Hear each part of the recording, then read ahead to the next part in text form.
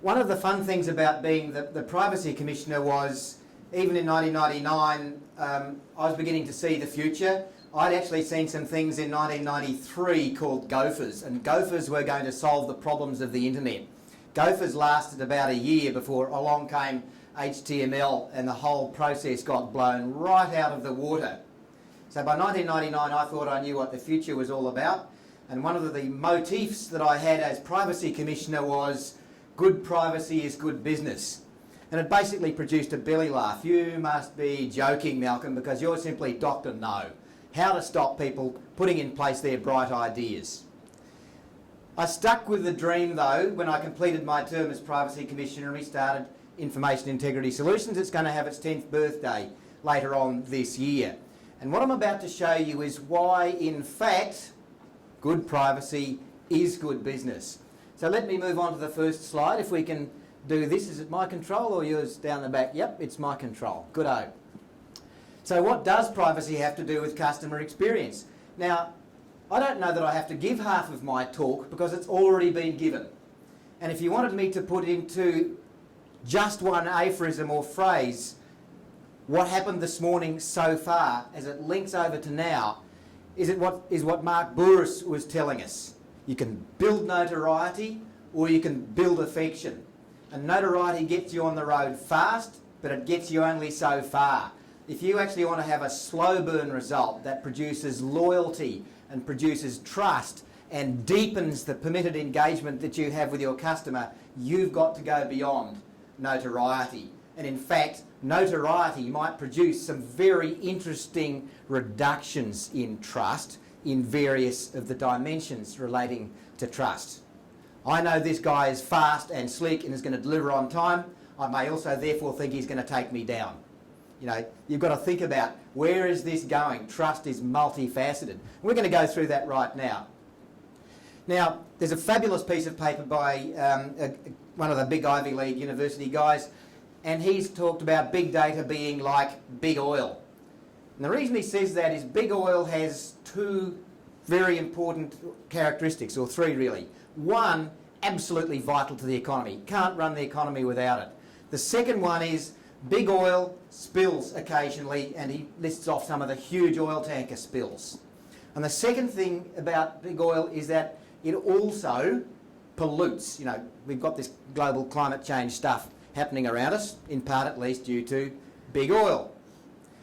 Then he talks about what economic tools have we used to bring some of those problems with oil under control, and how can we use those as analogies for how we might deal with big data spills and with big data pollutions. So big data is like big oil. But let's think here, we've already been through this morning in my view, so I don't really want to go through it. Social, local, mobile, what they call a sharing economy. Somebody once said the number of hours that a domestic electric drill actually spends working is about 2 hours. It's going to sit on your shelf for 10 to 20 years, and most of the time it's not working, so how can you share the electric drill? Same concept with Airbnb, same context with TaskRabbit, same concept with Uber, which is the really big kahuna at the moment. So there is no doubt about what we can do with this data and the amount of trust that is built. And particularly those sharing economy things, what are we doing? One way or another, we're building little communities within that whole system where the components deeply trust each other through various forms of reputation. No government said whether you were good or bad. Nobody gave you a certificate. It's just been these little micro elements of reputation as they come on through, just like eBay does it, just like a whole lot of other things does it. And they are turning out to be seriously big. The valuations that have been recently put on Uber are staggering. Now, it'll be interesting to find out whether they can actually turn that into real dollars as opposed to just venture capital raisings. The point is the market thinks that Uber is going to kill. Now, Uber has already practically laid to waste whole cities' worth of taxi industries. It's going somewhere. Woolworths, one that I really like. Woolworths has managed to double some of its online sales, that sort of click and collect stuff, in a very short space of time by using big data through the Quantium company that it's also bought into. By the way, Woolies is also doing some other fun stuff with that data. they are now doing correlations between what you eat and your risk as a car insurance opportunity. So guys, be careful about what you eat, because believe it or not, it's the red meat and the red wine drinkers who are the better insurance premiums. The Volvo and the pasta and the latte set, they're the risky ones. Don't ask me why. That's the point about big data. Why doesn't matter. It's the correlations that do. But like I said, on Facebook these days you can change your credit rating by changing the structure of your friends on Facebook. True. So there's some upsides and some downsides depending on whether you've got risky friends who like bungee jumping and jumping out of aeroplanes, or whether you've got all these very conservative friends who just do art collections. So there are some interesting risks. One of them is this one here, of course, which is the let's just vacuum clean up all the data and hang the consequences, which can include, that's a lot more to lose, it increases the attack surface and so forth, but then it leads to the questions of what are we going to do with this? And then there's this one. In an audience like this, there must be at least half of the people here who've heard the Target story in relation to pregnancy. Am I right or am I wrong? No. Good? Terrific. So, by looking at some fairly bland selling lines, sales lines, and looking at the changes in the purchasing patterns for the people who are on loyalty cards, you can tell almost with certainty which young woman is pregnant in the first trimester before baby bumps.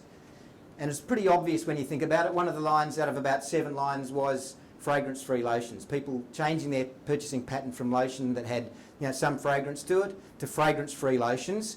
And apparently a number of women are quite sensitive to smell during early pregnancy, and therefore they just want to get away from it. So you change down the level of sales of that. You watch for 7 of those lines and you don't know this person is pregnant.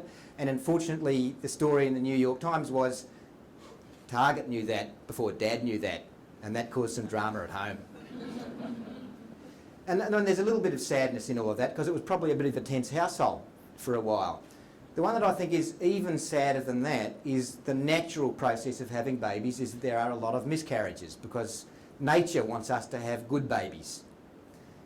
It still results in a grieving process, even if it's been quite a natural miscarriage. So you may well have spotted somebody as pregnant just in time for them to be not pregnant, so you're heavily advertising to them with all sorts of baby goods stuff as they're going through a grieving process. Not a good look with regard to building the brand, the trust, the affection in the brand. This one's even better.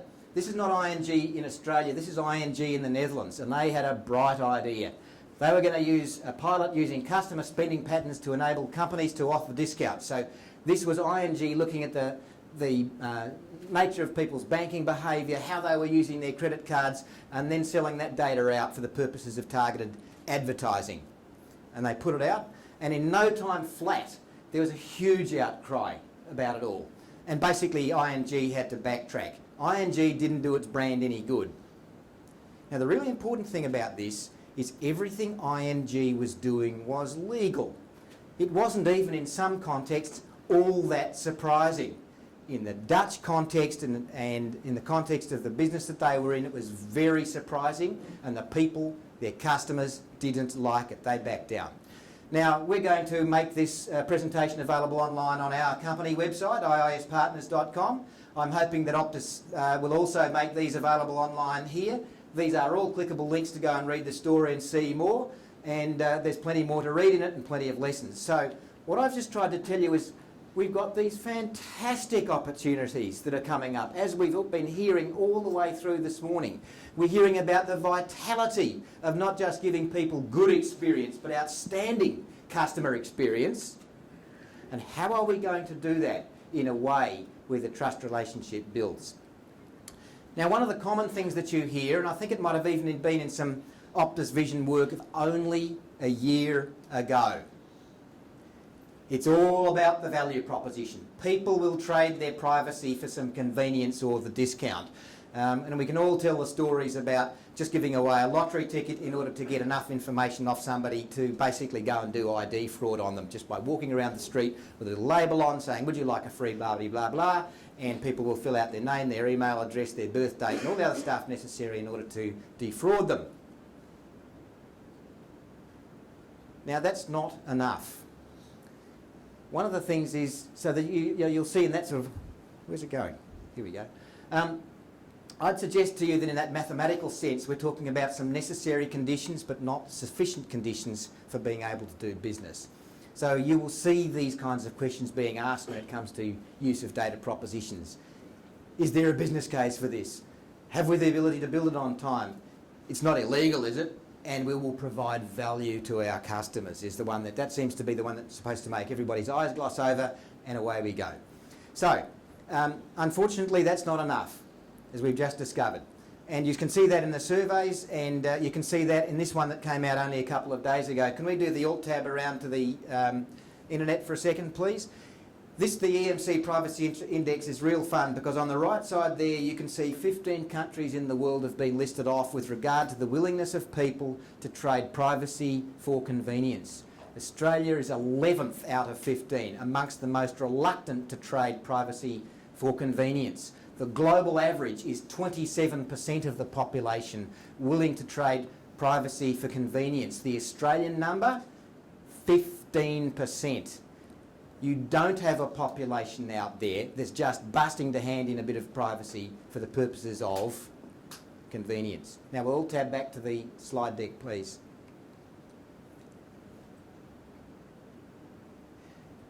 And the reason you've got that picture up there is that sometimes targeting people or being too intimate people is a little bit like the stalker, who thinks that it'll be okay if the stalker also comes up with a nice little box of chocolates and flowers and some pretty underwear and thinks that's okay. You know, I've given you something in order to be able to be close and intimate to you. And all that does is produce the icky feeling. I saw a survey in the last 24 hours that's showing excessively targeted targeting is actually a turn off, not a turn on. Think about your own reactions. Okay, so privacy in a nutshell, let's think about it differently. It's more than secrecy. It's in fact about a relationship, and that is incredibly important. A relationship moves through time. It's exactly what Mark Bouris was saying. We can't do relationships overnight except in very exceptional circumstances, like at the car accident, move over, I'm the doctor, let me in. Most relationships aren't instantaneous. They build. So how do you build the relationship?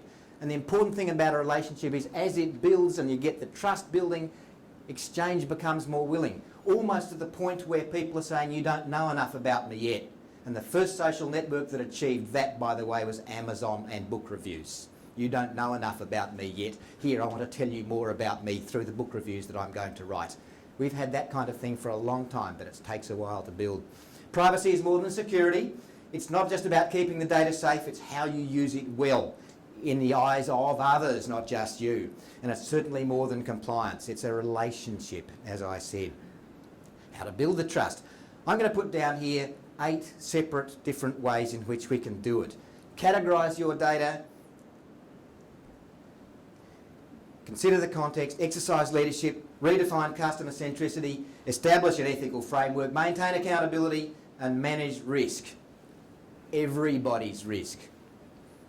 So, this is what I mean about categorised data. The long-term stuff that's been around for a long time and about which privacy law is written is only the left column. Information I know I'm giving the organisation. What we now have is this mountain of data, which is the observed stuff. Which phone are you using? How long are you on the phone? Where are you when you're making the phone call? Who are you talking to? All the stuff where, until recently, most of us didn't know was being observed, let alone understanding the consequences, and that's actually where the value in big data is coming from, because that leads to the next 2 columns. There's more directly computational stuff and the pure correlative stuff, the inferred at the end. The data broker industry in America is built on those 2 right-hand columns. It's not that you can go to the Axiom website and look out what sort of information have they about you in terms of your age and your address and the kind of job that you've got. It's the conclusions they have reached. That is the value, and that is precisely what they're not going to tell you at the moment. So you have a lot more data in a lot more categories than you thought, and the privacy law hasn't kept up with it.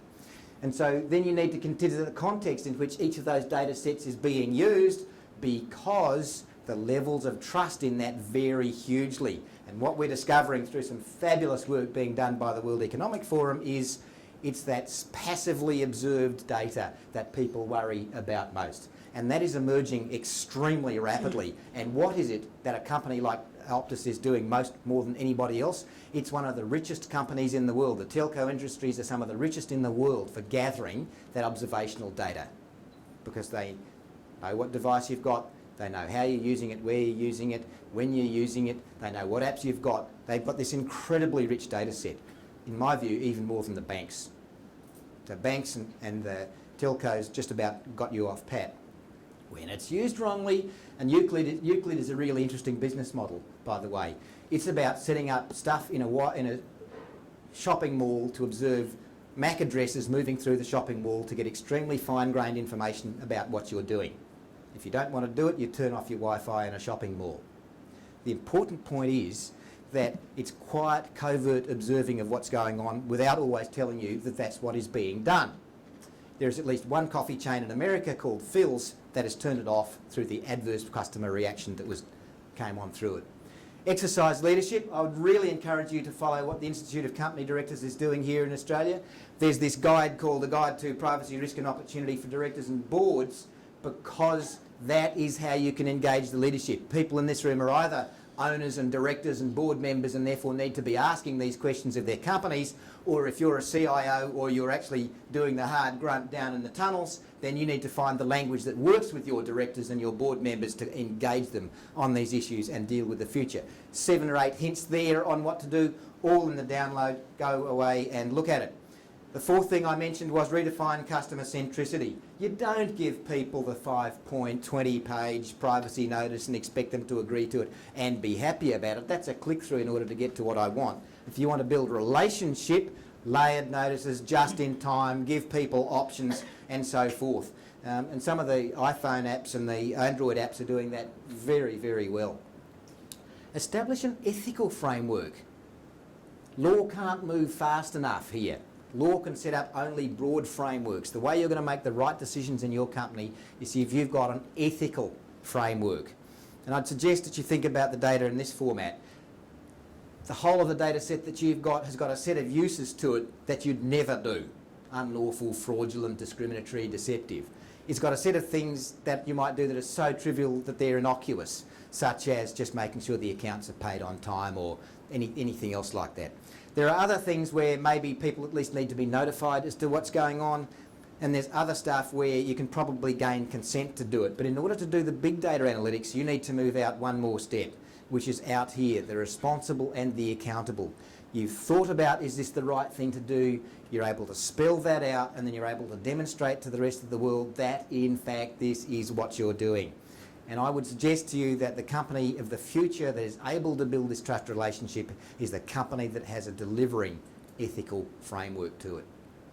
It's coming. And by the way, I'm engaged in a global debate on how we instance that right now. It's very volatile, and I think it's going to take about 5 years to do, but that's where it's going. Get there first. One of the interesting things as to why I'm using the word ethics, guess what is just emerging into public policy consciousness? Big data is leading to unpleasant discriminations that may in fact even be illegal.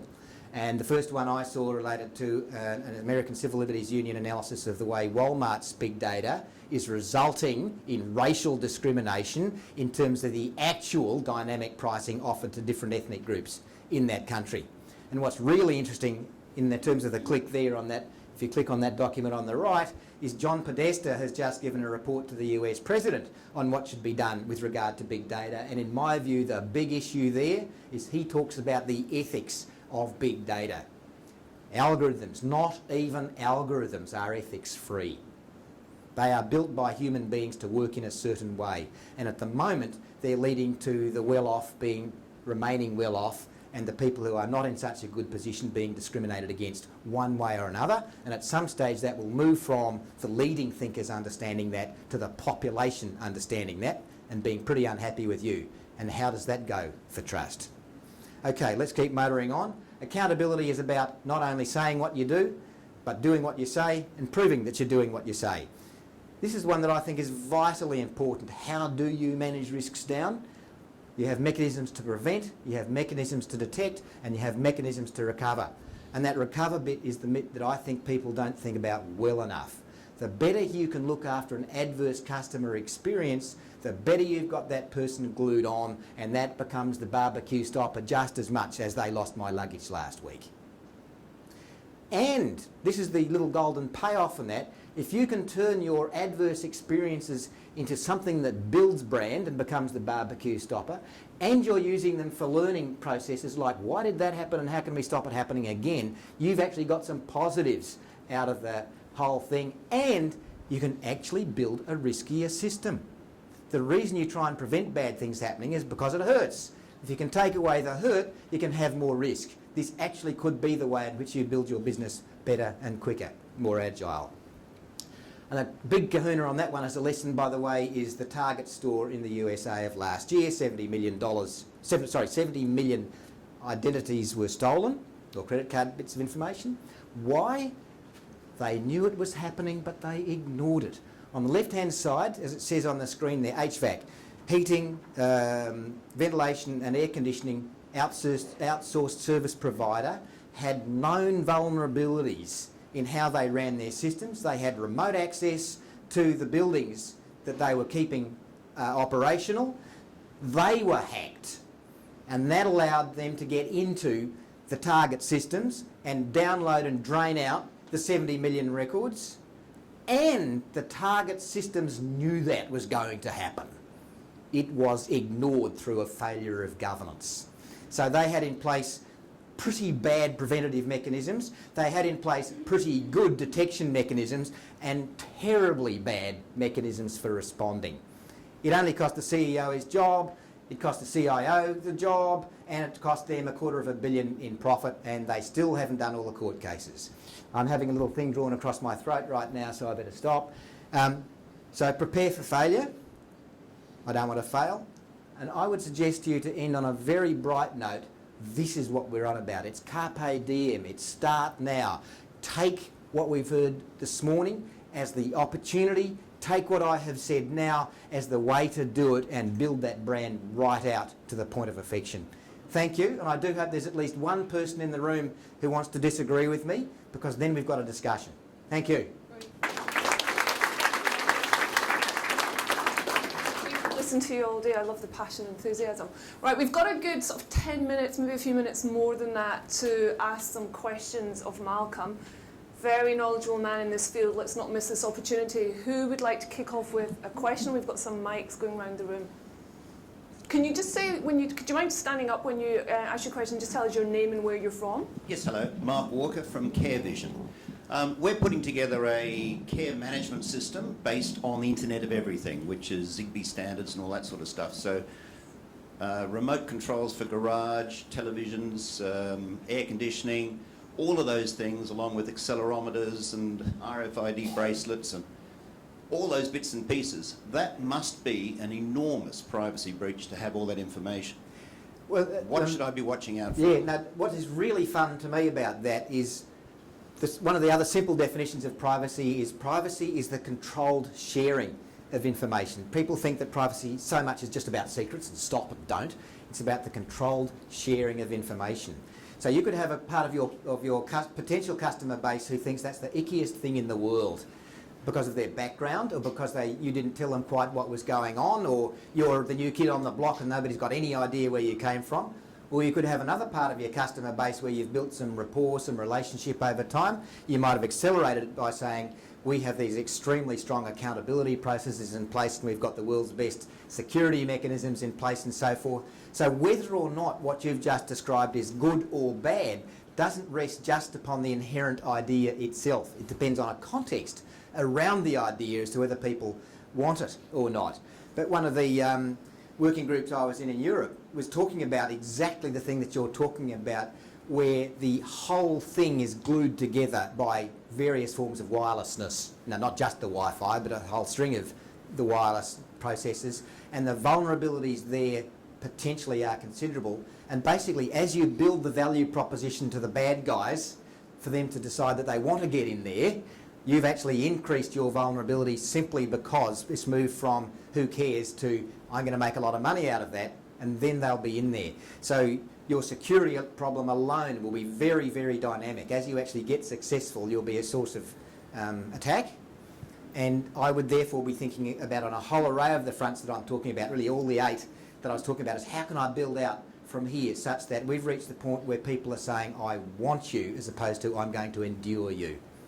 And I'm presuming at least part of your clientele are people who are only just able to live independently one way or another through disability or through age or something else like that. And the value to those people of better lives and the value to the community, including in a Joe Hockey GDP sense, is immense. So we must have it happen. But let's be independent, free, happy human beings, not caged animals when we do it. Okay, thank you. Any other questions? We've got one down the front here. Lady here. Oh, sorry, gentlemen, I can't see you for the light. Apologies. That's okay. Paul Wallbank, freelance writer.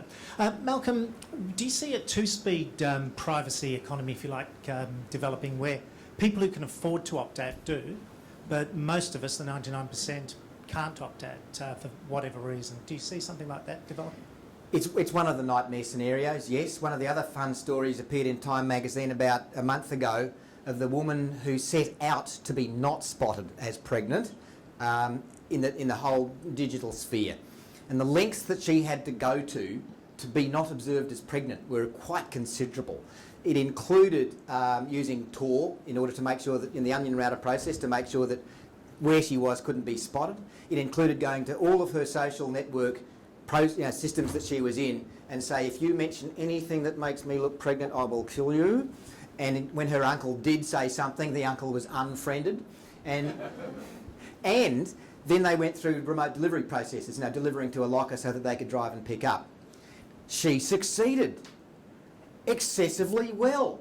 It meant the data broker world decided she was a crook, because the only people who deal in cash and remote delivery are crooks. So she got reclassified the wrong way. And it causes a bit of stress, because sometimes undoing that costs bother. So yes, it's becoming harder and harder to disengage.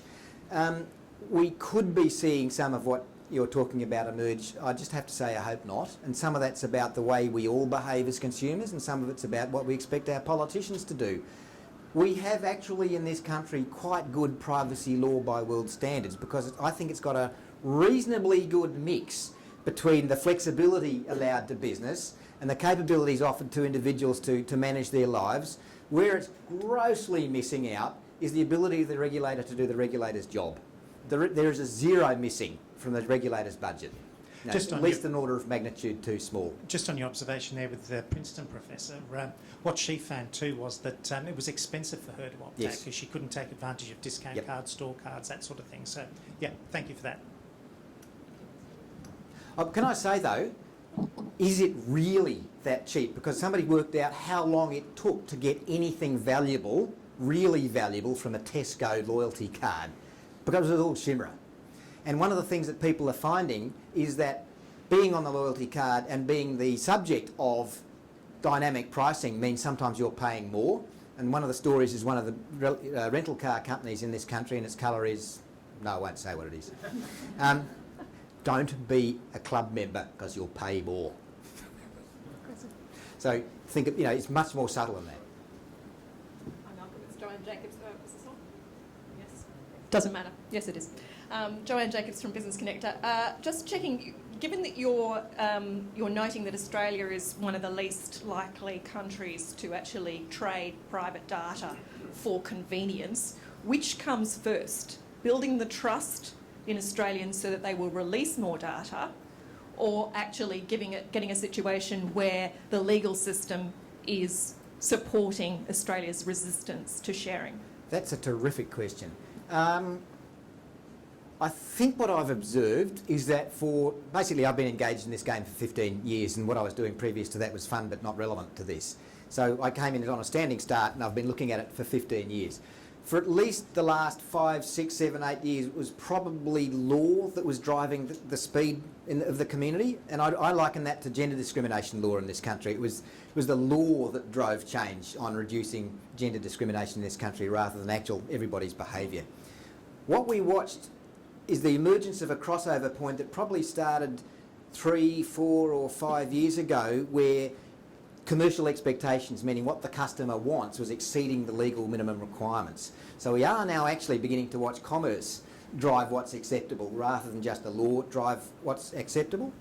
But it could actually lead to the dark patch problem that was just described there, where some people gain and some people lose. And if you think about the concept of all this business of targeting, it's got winners and losers written into it, meaning in order for some people to win, some people aren't winning so much, or in fact they might be losing. And in fact, if you go back to your economics about price discrimination is about the seller taking out the whole of the surplus wedge by doing that on the prices. So it's all very well to say we're going to look after people and cuddle them nicely and do all this stuff to it, but you could actually end up with all consumers paying more as a result, because we know exactly how to pluck out the last feather. So it's a long way to go. I'm not quite sure where it's going to end up yet. Okay, thank you. I think we've got a gentleman just over here. Hi Malcolm, Mark Crompton from IBM. Love the surname, by the way. It's not a bad one. Yeah, it's good. It's good. I see you got the good Crompton genes going there. Question for you. You mentioned before a global debate going on around the world, obviously, global debate. The API economy, right? So beyond legal and geographical boundaries, right? So in the API economy, we've got a lot of transactions, highly agile, lots of exchange of data on a global basis, right? So that is growing very, very rapidly. I'm just wondering your thoughts on that and the challenges that it provides. Cool. I'm going to say something pretty controversial here, which is that if there's anybody in this room who can explain the ad industry to me, the digital ad industry to me, they're lying. It's beyond comprehension. The speed with which it's changing, the way the data is interchanging, who's making money out of what, is just unbelievably dynamic, let alone complex. And there have been very strong signals sent by regulators and other people to the ad industry that's essentially saying clean up the act or you'll get regulated. The ad industry hasn't listened yet. And there's actually a precursor to that which should be listened to extremely carefully, and that's the telemarketing industry. The telemarketing industry globally was told very clearly, clean up your act or you will get regulated. Global telemarketing industry did this, they got regulated. So in Australia we have the do not call law and the do not spam law and other ones all over the world. When it was introduced into America, the ad industry challenged the law when it was put in place, got a Supreme Court ruling that said there was an element of the law that was wrong. It's the only time, other than on terrorism legislation, where Congress was able to act within 24 hours to fix the glitch in the law so that it became legal again, because by that time the barbecue pressure on the politicians had reached the point where they all knew they had to act. So the telemarketing industry didn't listen, got itself regulated, all their own work. Ad industry is doing the same thing. I don't know, how many people use ad choices? How many people even know about ad choices? Well, you better learn, because Facebook has just said, we're going to start doing blah-de-blah-de-blah, and you can opt out if you want to use ad choices. Well, ad choices only works on a single browser, on a single device, until you clear the cookies when it fails. So if you've got 4 browsers on one device, 1, 2, 3, 4 times to go in and reset and say, please leave me alone or don't advertise to me. If I've got 2 devices each with 4 browsers on it, that's 8 of them, and never clear the cookies, because if I clear the cookies, I've got to start again. It's a crap model. So it's all very well for the industry to say, we're into self-regulation, but if that's what they come up with, it's not good enough. So the app economy is doing exactly the same thing. And there's quite good evidence that shows that the free app is the privacy dangerous app, because there's an incredible number of apps that have got the let's share your contact so that we can do whatever the X is. And that's not about working the contacts in your device to do whatever it is. It's about draining all of your contacts onto their servers, and that's the business model. That's why it's free. So we can build our marketing lists or our whatever it is lists on our servers, and once you've given it to them, it's out of the country, it's unregulated. And what's been interesting is that the California Attorney General and the US Federal Trade Commission have begun to try and step in on that and say, app industry, you're going to have to raise your game.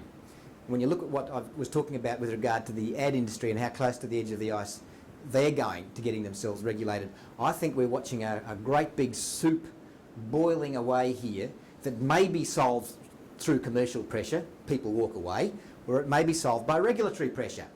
And I don't know what the answer is going to be on that one yet, but I'll tell you what, look at some of the things in iOS 8 and it may actually be the commercial pressure that solves it. There's at least 2 parts of iOS 8 that are really interesting to me on privacy.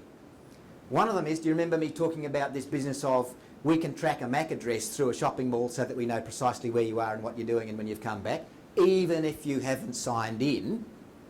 iOS 8 will produce random MAC addresses back to the Wi-Fi system in order to fool whoever is trying to track you. Now, Apple aren't fools. Apple didn't do that because they just thought it was a good idea. They're seeing some commercial opportunity in that to give something back to the customer. The other one is the growth of Snapchat versus Facebook. And what's really quite interesting there is all this blah about the young ones don't care about privacy anymore was never true. People just hadn't watched it properly. I mean, anybody who's got teenage kids will know that at some stage the door of the bedroom got slammed. Mum, you can't come in here. That was their first go at privacy. And it builds out from there in a very visceral sense and also in a digital sense. It's the young ones that discovered Snapchat so that they could send messages to somebody else that they knew would blow up, or at least they thought would blow up. I don't care whether it actually works or not. The point is the intent of what they were doing was we want some safety by having some ephemeral display of thoughts, images, whatever, because Facebook is permanent and most of the other socials are permanent. So there's the marketplace, again providing some solutions so big that Facebook got scared of Snapchat and is trying to build its own. Back to iOS 8. In that context, you'll be able to display location from your iOS 8 apps for an ephemeral period of time, just for the purposes of privacy. Privacy word might not even come into it, but we may see some commercial solutions that solve it, or we may see the regulators stepping in. We'll see which one comes first. Malcolm, I'm going to ask you one last question. I know we're getting there, but we're all consumers in this room, and I'm one of these wonderful sharing consumers that go online. I tell them my waist size, my salary, where I live, who I'm married to. I give them all that information. Should we stop doing that? I trust them that they'll do the right thing with the data. Should we stop? Should we be more private ourselves? I'd certainly be thoughtful about it. When I signed up to the New York Times years ago, I didn't want them to know too much about me, so I said I picked the oldest age group, over aged 80. I picked the lowest income group, and I said I was female because I'd figured that was going to be the least interesting thing to any of the advertisers. On the other hand, I get an extremely good, caring relationship with Qantas. We're all bagging Qantas at the moment. But for whatever reason, I get looked after extremely well by Qantas. Guys, you don't know enough about me. Come on, here, have some more. I love them. And so I actually think it comes back to the question of relationship. I think we are dumb if we give it to anybody. And we've got to remember that very few of these companies have been around very long. You know, even the iPad is still, as we heard in the Olympics thing, just past a gleam in somebody's eye in 2008, and by 2012 was very so mainstream it was their main concern. So a lot of the companies haven't been around for very long, and they all have privacy policies that say we can change what we're going to do with your information at our whim at any time. And so I'd just simply be choosy. But now let's push it to an extreme for a moment. Just because this person is wearing a white coat and has got some piece of rubber pipe round their necks, we'll tell them anything. We'll take our clothes off in front of them and we'll let them finger us. I mean, it's... So there's certain circumstances in which we exhibit extreme trust very quickly. And there are other circumstances where this doesn't make a lot of sense. And so I just think about it. I mean, if nothing else, just think about it and be cautious. Be selective. Yeah. Well, listen, please join me in giving Malcolm a very big round of applause. Thank you, Malcolm.